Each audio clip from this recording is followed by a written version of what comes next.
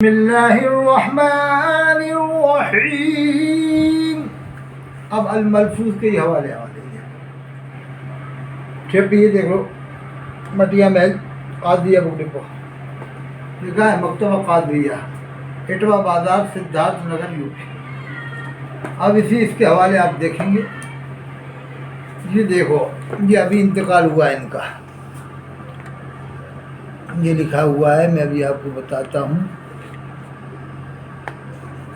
یہ ڈاکٹر مختار الدین احمد آرزو صاحب لکھتے ہیں کہ یہ ملفوظات 2 سال کے کچھ مہینوں کے ہیں۔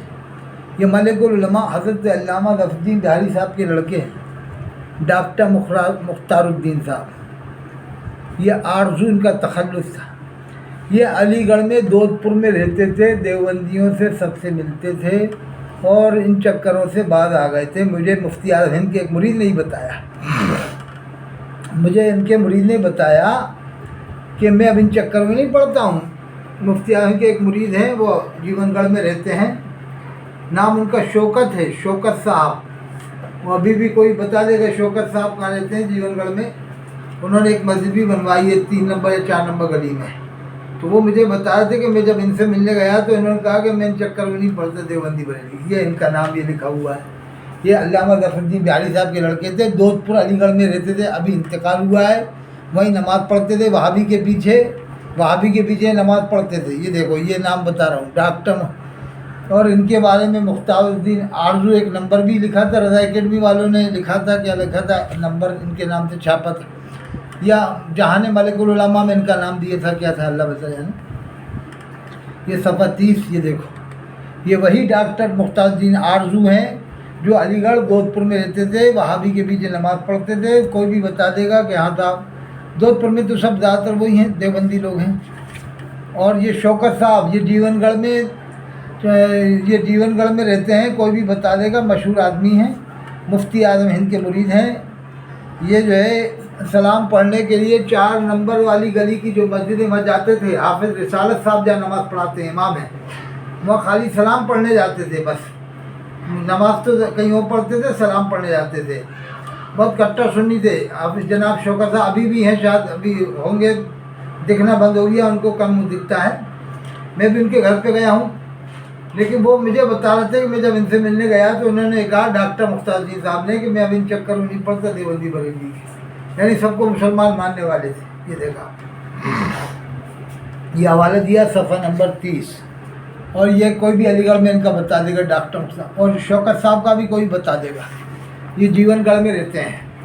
اب میں آپ کو اور حوالے دیتا ہوں۔ حضرت علامہ عبدالعلیم صدیقی میرٹھی رحمۃ اللہ علیہ، یہ لکھا ہوا ہے، علامہ عبدالعلیم صدیق میرٹھی رحمۃ اللہ علیہ، ان کے لڑکے تھے احمد نورانی صاحب جو پاکستان میں رہتے تھے۔ 9 تارہ ایک کمیٹی تھی، دیوبندی بریلوی اہل سب، اور ایک کمیٹی تھی مجلس متحدہ مومنین، اس میں دیوبندی بریلوی اہل حدیث سب تھے، اس میں یہ بھی تھے ان کے لڑکے علامہ عبدالعلیم میرٹھی رحمۃ اللہ علیہ کے لڑکے، ان کا نام ہے احمد نورانی۔ اور جو ابھی فضل چشتی ہیں، ابھی آپ پوچھ لو ان سے کانٹیکٹ کر کے، اور اشرف آصف جلالی صاحب سے پوچھ لو، دونوں بتا دیں گے کہ ہاں ان کے تعلقات سب سے تھے۔ اور انہوں نے ایک اہل حدیث یا جماعت اسلامی کا کوئی آدمی تھا، اس کے بیٹے کا نکاح بھی پڑھایا تھا ان کے ہی لڑکے نے، علامہ عبدالعلیم میرٹھی رحمۃ اللہ علیہ لڑکے، جن کا نام ہے احمد نورانی۔ اہل حدیث یا جماعت اسلامی کے بانی کے لڑکے کا نکاح پڑھایا ان کے بیٹے نے، علامہ عبدالعلیم میرٹھی رحمۃ اللہ علیہ لڑکے نے، اور اسی مجلس میں شریک ہونے جا رہے تھے، مجلس متحدہ مومنین کسی نام سے مجلس تھی، تو اسی میں شریک ہونے جا رہے تھے، اسی میں انتقال ہو گیا، ایکسیڈنٹ ہو گیا تھا۔ یہ علامہ عبدالعلیم میرٹھی رحمۃ اللہ علیہ کے تعارف بھی کرا دیں کون ہے یہ علامہ عبدالعلیم میرٹھی فاضل بریلوی کے ہم نواؤں میں ہیں یا ہم اثروں میں ہیں یا ان کے شاگرد وغیرہ میں جو بھی ہوں۔ یہ مبلغ اسلام کا لقب ہے ان کو، مبلغ اسلام حضرت علامہ عبدالعلیم میرٹھی رحمۃ اللہ علیہ، جن کے نام سے جمدہ شاہی میں مدرسہ چلتا ہے، علیمیہ جمدہ شاہی میں۔ انہی کے لڑکے دیوبندیوں سے سب سے ملنے لگے تھے۔ مجلس متحدہ، یا بھی مفتی فضل چشتی بتا دے گا، یہ گواہ ہے مفتی فضل چشتی، اور اشرف آصف جلالی یہ بھی گواہ، مفتی فضل چشتی سے آپ پوچھو، کانٹیکٹ کر کے کہے گا ہاں بے شک صحیح بات ہے۔ تو یہ دو لوگوں کے حوالے میں نے دیے آپ کو، دونوں کے 30 اور 31۔ اب بتائیے آپ دوسروں کو تو سنی وہابی کا بتاتے ہو کہ دیوبندی ملو مت، بیٹھو مت، اٹھو مت، کھاؤ مت، ان کے لڑکے جو ہے کہ کھا رہے تھے، پی رہے تھے، سب کچھ کر رہے تھے، ان کا نام بھی دیا، ان کا بھی نام دیا، یہ تو سب سے ملتے تھے۔ علی گڑھ میں ابھی زیادہ ٹائم نہیں ہوا، علی گڑھ تو انڈیا میں کوئی بھی پوچھ لے، مختار صاحب آرزو کے بارے میں فون لگا کے پوچھ لے، کہہ دیں گے ہاں سب سے ملتے تھے دیوبندیوں سے، اور انہی کے پیچھے نماز پڑھتے تھے، انہی کے پیچھے نماز پڑھتے تھے۔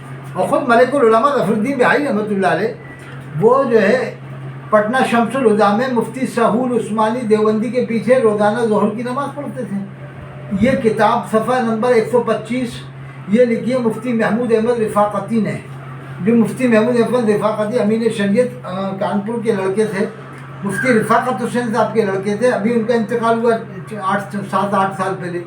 ان کی کتاب ہے اہل سنت میں اختلاف و تفریق کے المناک واقعات کے صفحہ نمبر 125 میں لکھا ہے، جو آپ کو مظفر پور سے آج بھی یہ کتاب مل جائے گی، جس میں ملک العلماء کے بارے میں انہوں نے لکھا مفتی محمود صاحب نے کہ دیوبندی کے پیچھے روزانہ ظہر کی نماز پڑھتے تھے، بعد میں دوہرا لیتے تھے لیکن ظہر کی نماز روزانہ پڑھتے تھے، خود اقرار موجود ہے اس میں۔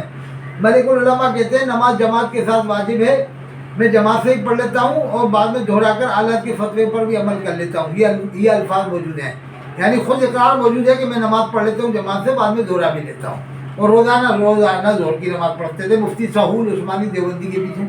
اور یہاں ہندوستان میں کوئی دیوبندی کے پیچھے ایک بار نماز پڑھے تو صاحب نکاح ٹوٹ گیا، اسلام سے خارج ہو گیا، کلمہ پڑھو دوبارہ سے، جو جنازہ پڑھ لے، اور وہ تو روزانہ ظہر کی نماز روزانہ پڑھتے تھے۔ حضرت ملک العلماء ظفر الدین بہائی رحمۃ اللہ علیہ، ہم میں آپ کو اور حوالے دے دیتا ہوں تاکہ آپ کی طبیعت مست ہو جائے، پھر آپ ایک دوسرے پر فتوے بازی مت کرو۔ یہ دیکھو آپ شروع کرو، حضور پر نور اعلیٰ حضرت، یہ دیکھو حضور پر نور ہمارے نبی صلی اللہ علیہ وسلم ہے، انہوں نے کس کو لکھا ہے؟ ملفوظات حضور پر نور اعلیٰ حضرت مجدد دین و ملت رضی اللہ تعالیٰ عنہ صحابہ کا لقب ہے، غیر صحابہ کو رضی اللہ عنہ بڑے بڑے ولیوں نے لکھا۔ یہ کتاب پڑھیں آپ، اس میں آپ جتنے بھی غیر صحابہ کے نام آئیں گے ان کو رحمۃ اللہ لکھا ہے، علامہ نقوی خان رحمۃ اللہ علیہ نے، یہ امام احمد رضا اکیڈمی سے چھپی ہے، اور اس میں یہ بھی لکھا ہوا ہے، بہت بہترین کتاب ہے۔ دیکھو آپ، ابھی میں بتاتا ہوں تاکہ آپ لوگ یہ کتاب بھی دیکھیں، اور غیر صحابہ کو رضی اللہ عنہ کہنے کا جو طریقہ دیکھو آپ، یہ دیکھ رواہ ترمذی، دیکھو شیخ موقف دہلوی کو رحمۃ اللہ لکھا ہے، رواہ ترمذی شیخ موقف دہلوی فرماتے ہیں کہ اصل عادت شیبہ اہل سنت کا ترک سب لعن ہے۔ بعض علماء فرماتے ہیں اہل سنت کی خوبیوں میں سے کسی پر لعنت نہیں کرتے، کسی کو کافر نہیں کہتے، اور اہل بدعتیوں کی برائیوں میں سے کہ بعض ان کا بعض کو کافر کہتا ہے، بعض ان کا بعض لعنت، یہ بدعتیوں کا طریقہ ہے۔ صفحہ 173 جلد دوم، تفسیر ہمزہ حوالہ دو، تفسیر ہمزہ جلد دوم، امام احمد رضا اکیڈمی چھپی، یہ دیکھ لو آپ۔ یہ بدعتیوں کی پہچان ہے کہ ایک دوسرے کو کافر کہتے ہیں، اپنے والوں کو، یہ دیکھو صاحب لکھا ہے، اہل بدعت کی پہچان یہ ہے برائیوں سے کہ بعض ان کا بعض کو کافر کہتا ہے، بعض ان کا بعض، جیسے مفتی غلام محمد ناگپوری، مفتی اعظم ہند کے خلیفہ، ان کو کس نے کافر کہا؟ محدث کبیر اور مصطفیٰ صاحب نے کفر کا فتویٰ لگایا۔ اور سنو، نسیم ملت کے لیے تو چلو اپن مان بھی سکتے ہیں، اور زاہد ملت بہترین بزرگ نیپال کے، ان کے اوپر کس نے فتویٰ لگایا؟ بریلوی نے، مفتی جیش محمد نے ان کو کافر کہا، مفتی جیش محمد کو کلیمی مراد آبادی نے کافر کہا، اور اس طرح سے ایک لائن لگی ہے، بریلوی نے بریلوی کو کافر کہا۔ مفسر اعظم ہند حضرت مولانا قاری ظہیر الدین خان صاحب، جو سب سے بڑے مفسر ہیں دنیا کے بریلوی طبقے میں، ان کو گمراہ ٹھہرایا کہ علماء کونسل میں بیٹھتے ہیں دیوبندیوں کے ساتھ، اور خود جا کے جامعہ ازہر میں بیٹھتے ہیں، جس نے فتویٰ لگایا اس کا ہی بیٹا جامعہ ازہر میں پڑھ کے آئے، جامعہ ازہر پڑھ کے آؤ، اور وہاں پر انتقال ہوا، طائف میں انتقال ہوا، طائف میں غالباً انہی کا انتقال ہوا ہے، اور طائف میں نماز جنازہ کس نے پڑھی، کس نے پڑھائی، کس نے؟ تو سب دیوبندی ہیں طائف میں، تو ٹوٹل کے ٹوٹل 99% سب کے سب وہی ہیں۔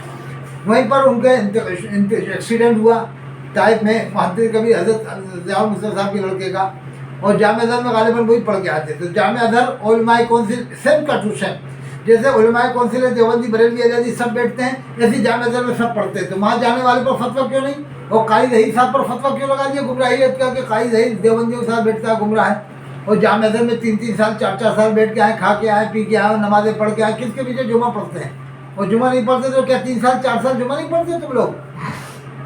یہ بتائیں، جو رامپور کا ازہری پڑھ کے آیا ہے، یہ حضرت مولانا وجی الدین رامپوری رحمۃ اللہ علیہ کے بارے میں کہہ رہا ہے کہ انہوں نے مسلک ارباب ایک کتاب لکھی ہے، انہوں نے بدعتیوں کو ایسا لکھا ہے، خود اپنے آپ کو کہے نا کہ تیرے بارے میں لکھا ہے، تیرے بارے میں لکھا ہوا انہوں نے، اور سن وہ خود کہہ رہا ہے کہ میرے والد ان کے شاگرد، تو ان کو رحمۃ اللہ علیہ کیوں نہیں کہہ رہا جب تو مان رہا ہے کہ میرے والد ان کے شاگرد ہیں؟ حضرت علامہ وجی الدین رامپوری رحمۃ اللہ علیہ کے، تو ان کو رحمۃ اللہ علیہ اس نے ایک بھی بار نہیں کہا، صرف صاحب کہا ہے، یہ بچنے کے لیے کہ میں اندر سے اس کا دل انہیں مسلمان نہیں مانتا۔ رامپور میں ایسا کہہ نہیں سکتا ہے کہ رامپور کے پورے علاقے کے لوگ انہیں مانتے ہیں۔ حضرت مولانا مفتی وجی الدین صاحب خطیب ایشیا تھے، خطیب اعظم رامپور تھوڑی تھے، خطیب ایشیا تھے، خطیب ایشیا تھے، سب سے بڑے خطیب تھے ایشیا کے اپنے وقت کے۔ حضرت امام المحدثین حضرت علامہ انور شاہ کشمیری رحمۃ اللہ علیہ کے شاگرد تھے، اور یہ ان کا بیٹا کہہ رہا ہے، مفتی شاہد میاں صاحب کا بیٹا، کہ وہ انہوں نے ایسا لکھا ہے، اور ان کو رحمۃ اللہ علیہ بھی نہیں کہہ رہا، اپنے والد کے استاد کو رحمۃ اللہ علیہ بھی نہیں کہہ رہا، ان کو مسلمان نہیں مان رہا۔ وہ تو زبان سے اتنا کہتا ہے صاحب، لیکن اندرونی طور سے اگر اس سے پوچھے تو میں نے سنی مسلمان مانتے ہیں تو منع کر دے گا، ہم نہیں مانتے، مسلمان نہیں مانتے۔ مسلمان یہ دو میں سے ایک بات پوچھے رامپور کے لوگ کہ آپ حضرت علامہ وجی الدین رامپوری رحمۃ اللہ علیہ کو مسلمان مانتے ہو کافر؟ بس یہ دو میں سے ایک بات بتاؤ، ادھر ادھر کی بات نہیں کرو گے آپ، مسلمان مانتے ہو کافر، سیدھی بات بتاؤ۔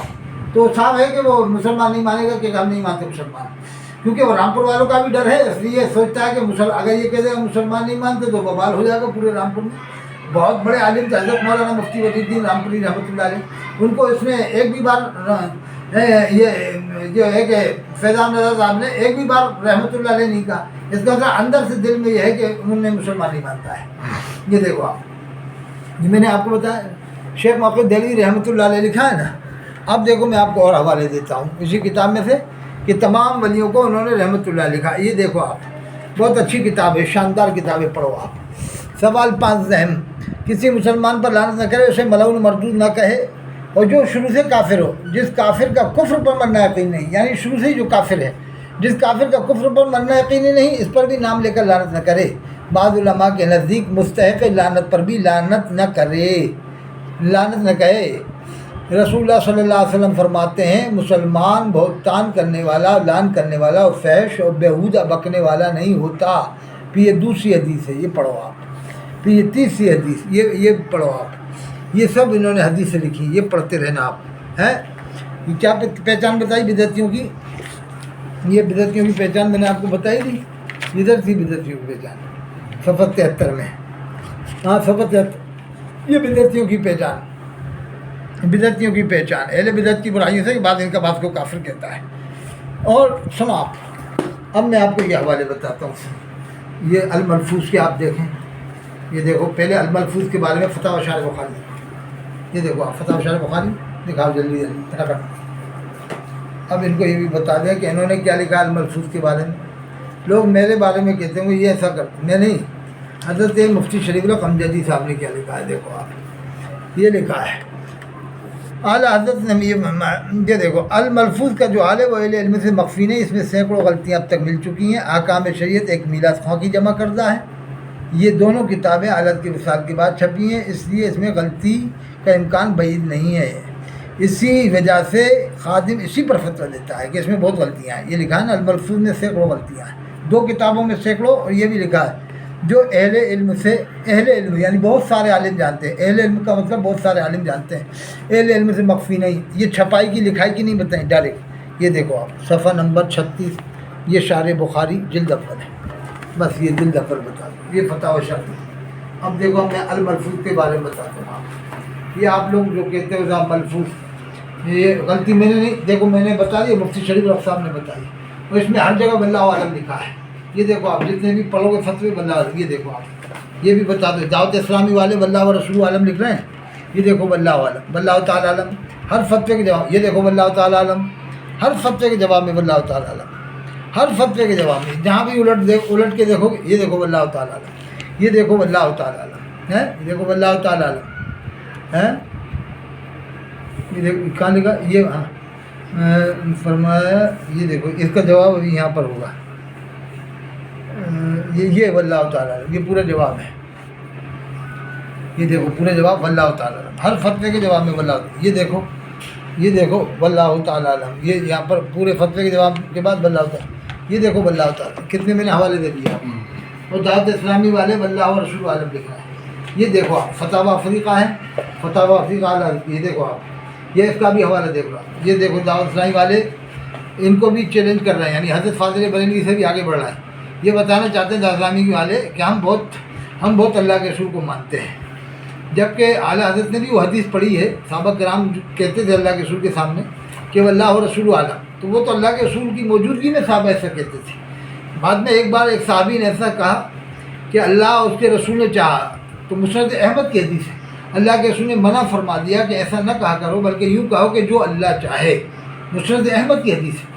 تو یہ حدیثیں سب اعلیٰ حضرت نے پڑھی تھیں، جبھی تو اعلیٰ حضرت نے واللہ عالم لکھا ہے، جبھی تو یہ دیکھو واللہ تعالیٰ عالم، بتاؤ یہ اعلیٰ حضرت نے واللہ تعالیٰ عالم لکھا ہے، یہ دیکھو واللہ تعالیٰ عالم، ہر فتوے کے جواب میں یہ دیکھو، بس بتا کافی وہ تو یہ ہے نا واللہ تعالیٰ، تو یہ دیکھ لیں، زوم نہیں ہوتا ٹائم، یہ دیکھو واللہ تعالیٰ آگے۔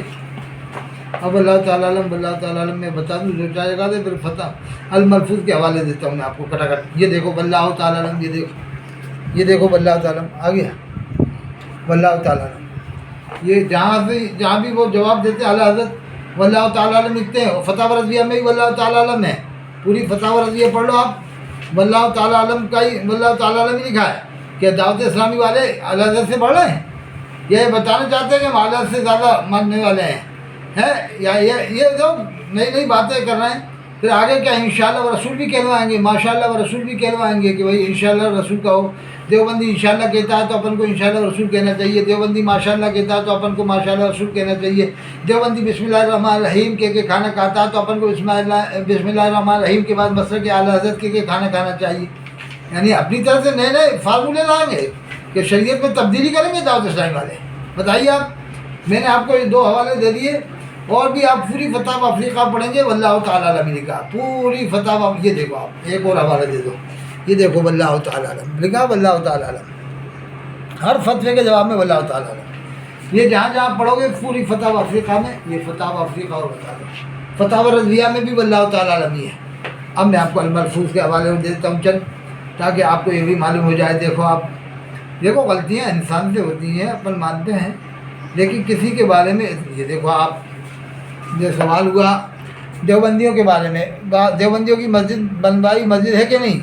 ارشاد کفار کی مسجد اس سے گھر کے ہیں، تو سبھی کو کافر کیسے کہہ رہے ہو آپ صاحب؟ جیسے عرب میں جو مسجدیں بنی ہیں، مکہ شریف، مدینہ شریف، جو حرم شریف بنے ہیں، یہ سب نجدی حکومت نے تعمیر کرایا، پورا مکہ شریف، پورے مدینہ، مسجد نبوی کی تعمیر، اور بھی جو مسجدیں بنی ہیں، مسجد عمر، مسجد جن، مسجد عائشہ، سب وہی تعمیر کرا رہے ہیں جن کو وہابی کہتے ہیں۔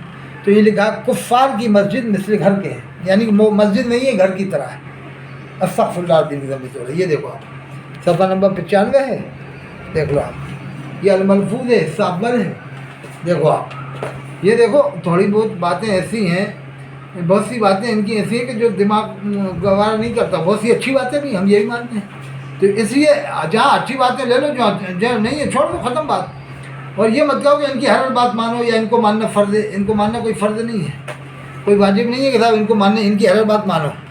یہ دیکھو حضور اقدس صلی اللہ علیہ وسلم کو خداوند عرب کہہ سکتے ہیں، ارشاد یعنی کہہ سکتے ہیں خداوند عرب کے معنی مالک عرب،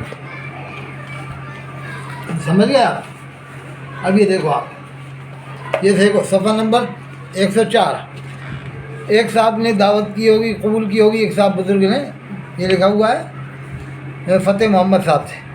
اب یہ دیکھو فرمایا کرشن کنہیا کافر تھا، جب انہوں نے دعوت قبول کی 10 جگہ کی یا 20 جگہ کی، تو کہا اتنی جگہ اپنی دعوت قبول کی، تو انہوں نے کہا کہ کرشن کنہیا کافر تھا، ایک وقت میں کئی سو جگہ موجود ہو گیا۔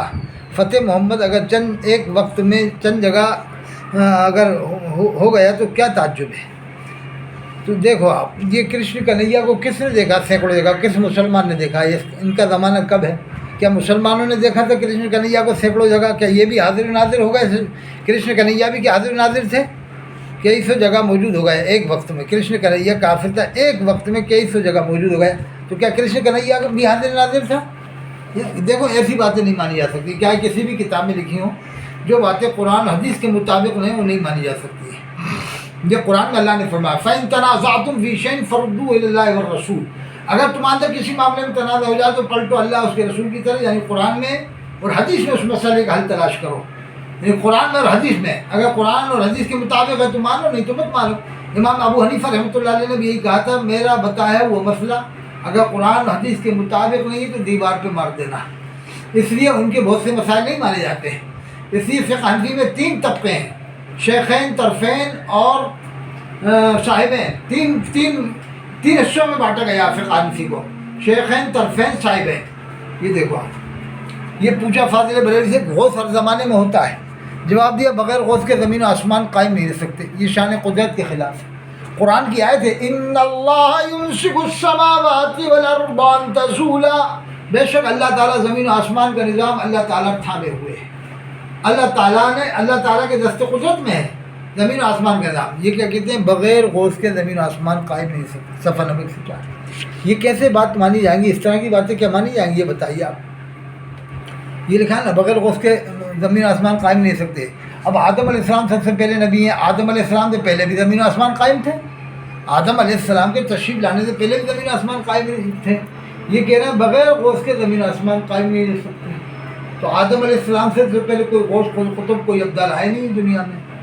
یہ صفحہ 105 بھی پڑھ رہا ہے، یہ صفحہ 104 جلد کون سی؟ جلد اول ہے۔ اور بتا دی تو میں آپ کو کٹکٹ یہ دیکھو آپ، غوث اکبر و غوث ہر غوث، غوث اکبر و غوث ہر غوث حضور سید عالم صلی اللہ علیہ وسلم ہے، جبکہ غوث اعظم کو کہا جاتا ہے، پیران پیر کو کہا جاتا ہے۔ انہوں نے کیا لکھا ہے؟ ہمارے نبی صلی اللہ علیہ وسلم کے لیے لکھا ہے غوث اکبر و غوث ہر غوث حضور سید عالم صلی اللہ علیہ وسلم ہے۔ ہاں یہ لکھتے کہ تمام نبیوں کے نبی، تمام رسولوں کے رسول ہمارے نبی حضرت محمد صلی اللہ علیہ وسلم ہیں، تو بالکل صحیح۔ یعنی غوث اکبر و غوث ہر غوث و قطب ابدال تو ہمارے نبی کی امت میں ہوئے ہیں۔ غوث اکبر و غوث ہر غوث حضور سید عالم صلی اللہ علیہ وسلم ہے۔ ہاں یہ لکھتے کہ تمام نبیوں کے نبی، تمام رسولوں کے رسول ہمارے نبی صلی اللہ علیہ وسلم ہیں۔ یہ صفحہ نمبر 105۔ اب آپ کو میں نے اتنی سی جگہ میں کتنی باتیں بتا دی، اب میں آپ کو 4-5 جگہ کی اور بتا دیتا ہوں تاکہ آپ لوگ دیکھو، یہ دیکھو کوئی سے بھی غلطی ہو سکتی ہے، ہم تو یہ مانتے ہیں کہ انسان ہے، انسان سے غلطی ہوتی ہے بس۔ اب ایک آدمی کے پیچھے مت پڑو دیوبندی دیوبندی دیوبندی دیوبندی، بھائی دیوبندیوں سے بھی غلطی ہوں گی نا، وہ بھی انسان ہے، دیوبندیوں سے بھی تو ہوں گی غلطی، کیا وہ انسان نہیں ہے؟ کیا وہ فرشتے ہیں؟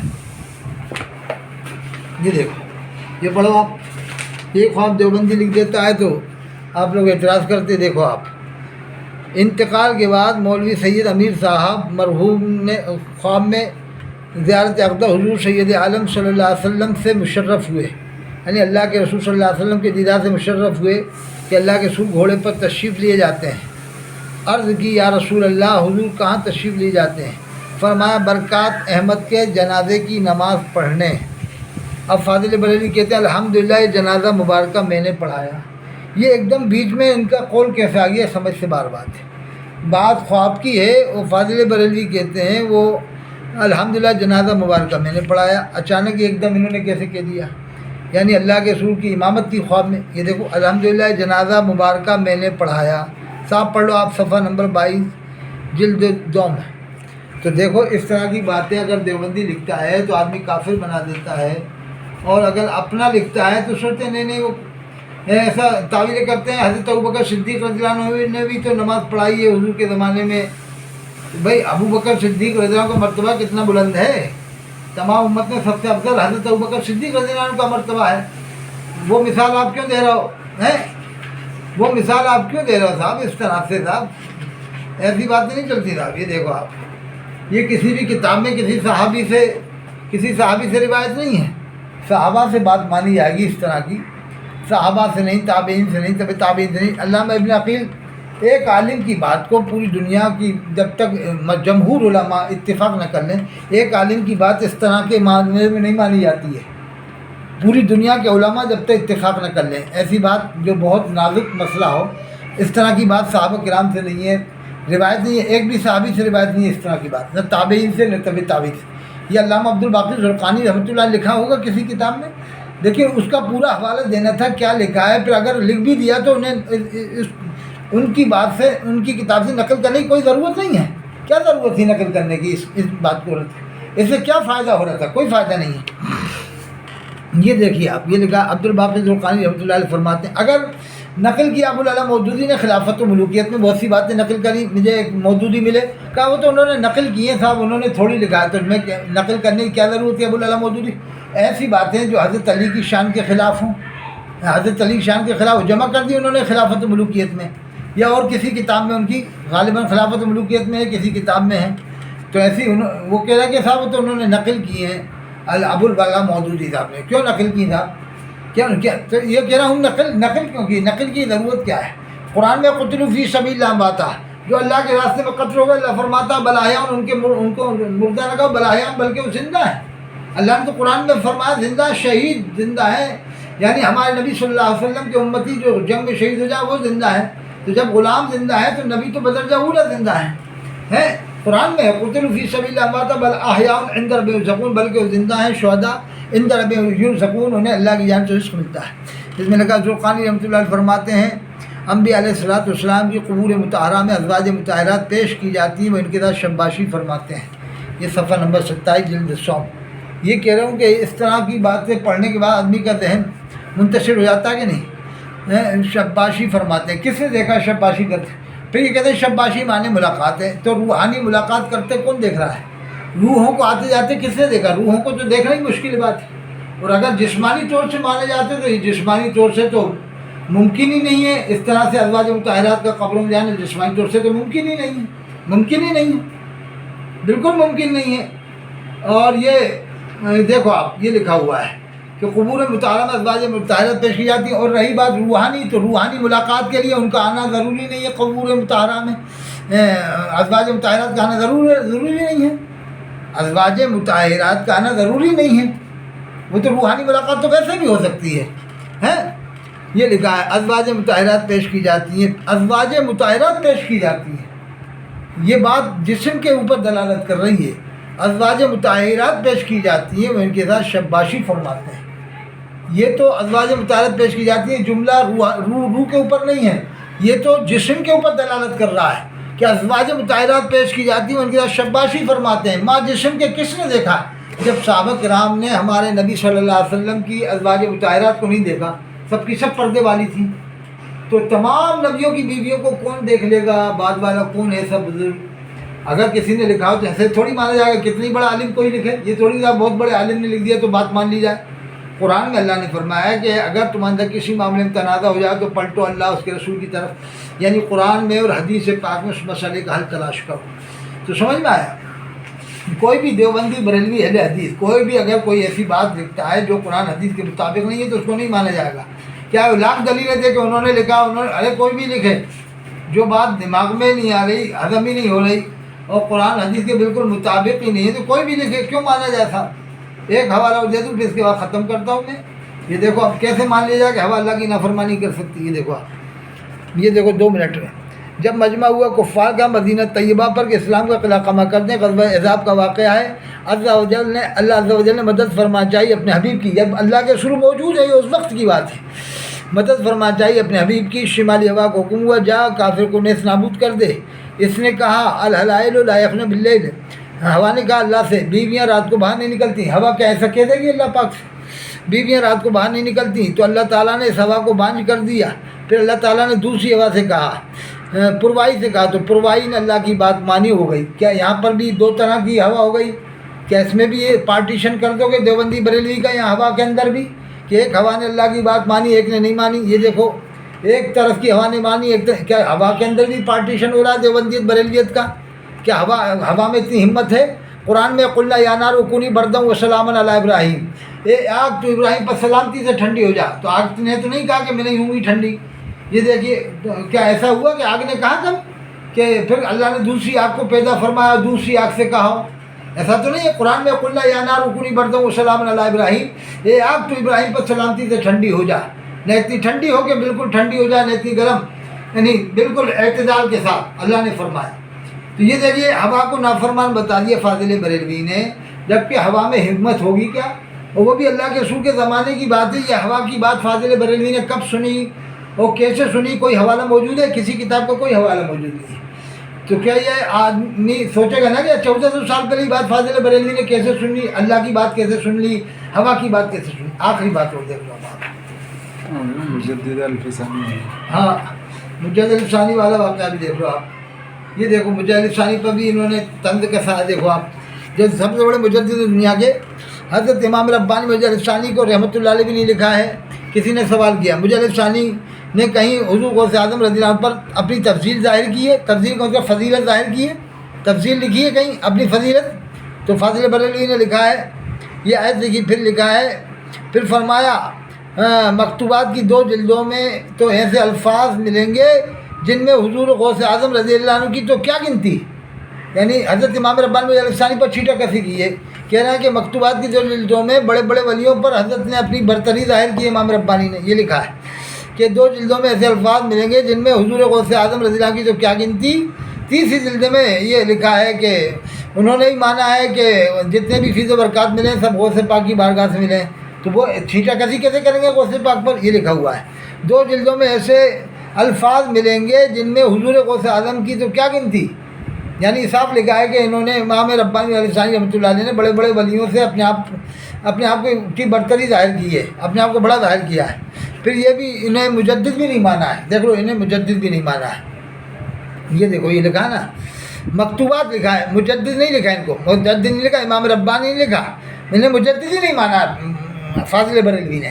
دیکھو کہیں لکھا مجدد کا لفظ کہیں ملے گا ہی نہیں آپ کو، دیکھ لو آپ پورا پڑھ لو، یہ دیکھ لو پوری پڑھ لو آپ۔ اس لیے میں کہتا ہوں کہ امام ربانی علیہ السلام کے بارے میں کبھی بریلی میں آج تک جلسہ نہیں ہوا، اسی وجہ سے نہیں ہوتا کہ وہ لوگ مجدد ہونا ظاہر نہیں کرتے ان کا اچھی طرح سے۔ وہ تو ثقلین میاں صاحب رحمۃ اللہ علیہ کے مریدوں نے کروایا تھا انٹر کالج میں، امام ربانی مجھے الثانی رحمۃ اللہ علیہ کے نام سے، جو پیر طریقہ حضرت سید ثقلین میاں صاحب رحمۃ اللہ علیہ انہوں کے مریدوں نے کروایا تھا جشن امام ربانی مجھے الثانی انٹر کالج میں۔ بریلی والوں نے تو آج تک نہیں کرایا، اور نہ ادے پور میں نہ جے پور میں، بس وہ ہلدروا والے کراتے ہیں گجرات میں، اور بس وہ اس میں بھی پہلے انہوں نے فاضل بریلوی کے اونچا تو فاضل بریلوی کا پہلے نام لکھا، بعد میں امام ربانی کا نام لکھا، نیچے امام ربانی کا نام لکھا ہے ہلدروا گجرات والوں نے۔ یہ دیکھو آپ رضا حسین و حسنین تم سب اتفاق سے رہو، حتی الامکان شریعت پر، حتی الامکان شریعت نہ چھوڑو، یعنی شریعت نے سب کچھ، اللہ کے رسول نے سب کچھ بتا دیا۔ حتی الامکان یہ لکھ رہے ہیں کوشش ہو سکے، حتی الامکان کو مطلب جہاں تک ہو سکے کوشش ہو سکے شریعت اتباع شریعت نہ چھوڑو۔ اس کے بعد لکھا ہے، اب دیکھو شریعت سے الگ کر کے اپنا معاملہ لکھ دیا، اور میرا دین و مذہب یعنی شریعت سے الگ، شریعت میں تو سب کچھ ہے، یہ اب یہ انہوں نے کہہ دیا شریعت پر عمل کرو، تو یہی کہنا تھا شریعت پر ہی عمل کرنا، میں نے بھی شریعت پر ہی عمل کیا ہے، اور شریعت کا دامن مت چھوڑنا، شریعت پر مضبوطی سے عمل کرنا۔ شریعت کے بارے میں لکھا ہے کہ دونوں لڑکوں سے، لڑکا حسین حسنین حتی الامکان محبت سے رہو، اتباع شریعت نہ چھوڑو، حتی الامکان اتباع شریعت نہ چھوڑو۔ اس کے بعد شریعت کے والے کا میرا دین و مذہب، یعنی اب اپنے دین و مذہب کی بات آ گئی۔